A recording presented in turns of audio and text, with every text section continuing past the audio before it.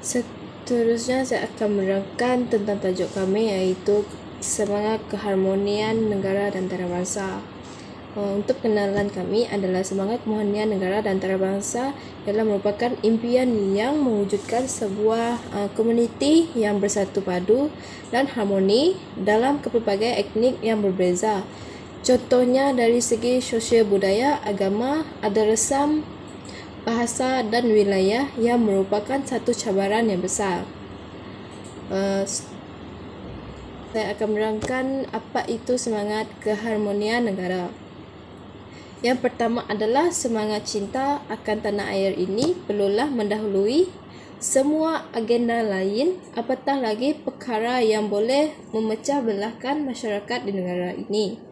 Yang kedua adalah kita bertanggungjawab membentuk dan mendidik anak dan generasi muda dengan warna keharmonian agar generasi ini menyambung kepimpinan negara dengan saling menghormati perbezaan dan meraihkan kepelbagaian. Yang ketiga adalah Jabatan Perpaduan Negara dan Integrasi Nasional, iaitu JPNIN, di bawah Jabatan Perdana Menteri telah ditubuhkan pada tarikh 1 Julai 1969. JPNIN merupakan salah satu jabatan yang diamanahkan untuk memacu pencapaian perpaduan negara pada peringkat nasional. Misi penubuhan JPNIN ialah mempertingkat dan memperkukuh kesepaduan sosial masyarakat Malaysia melalui usaha penyatu paduan berteraskan perlembagaan persekutuan dan rukun negara secara inklusif. Selepas kemelut politik Malaysia pada tahun 2020, portfolio ini sekali lagi dijadikan sebagai sebuah kementerian penuh, iaitu Kementerian Perpaduan Negara. Visi Kementerian Perpaduan Negara ialah peneraju perpaduan yang inklusif ke arah kemakmuran bersama. Misinya pula ialah meningkatkan usaha baharu dalam penyatu paduan untuk membina tapak integrasi bagi pengukuhan semangat muhibah dalam kalangan rakyat. Hari ini saya akan terangkan apa itu semangat keharmonian antarabangsa. Yang pertama, pada peringkat antarabangsa, bahagian dasar dan hubungan antarabangsa di Kementerian Perpaduan Negara telah ditugaskan untuk merancang, menggubal, menyelaras dan memantau segala serta mengawasi pelaksanaan dan dasar sosial berkaitan dengan perpaduan melalui program dan aktiviti bagi memastikan visi dan misi kementerian tercapai. Ini dapat menerajui usaha dalam memastikan Malaysia terus mendapat manfaat daripada penglibatan dan keahlian dalam pertubuhan dan organisasi bangsa. Yang kedua, penglibatan Malaysia dalam pertubuhan bangsa-bangsa bersatu, iaitu PBB, telah meletakkan Malaysia sebagai salah satu negara yang lantang menentang dasar yang menindas sesama manusia. Ini merupakan peranan JPNIN. Yang pertama, meningkatkan usaha mengukuhkan perpaduan negara dan integrasi nasional.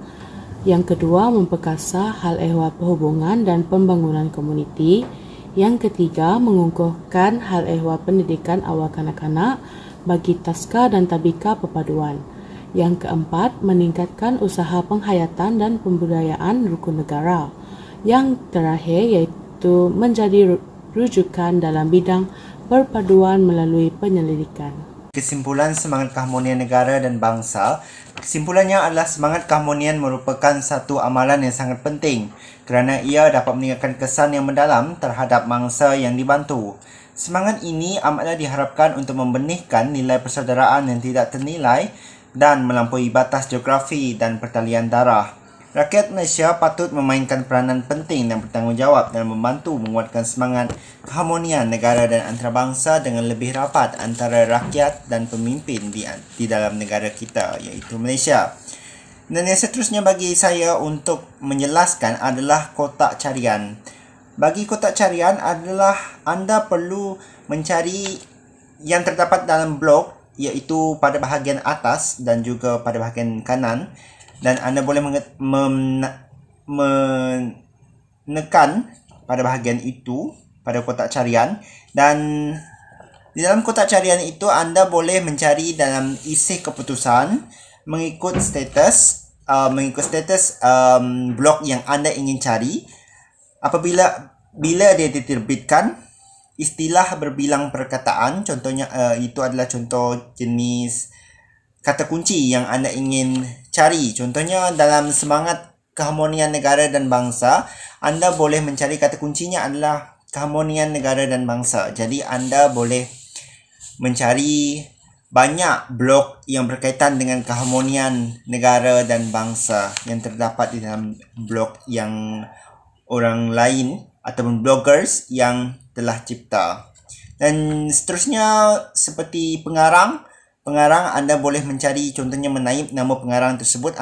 Anda akan dapat melihat blok-blok yang pengarang tersebut telah cipta, dan juga isi siaran yang bloggers ataupun bloggers tertentu yang telah cipta. Dan itu sahaja daripada saya.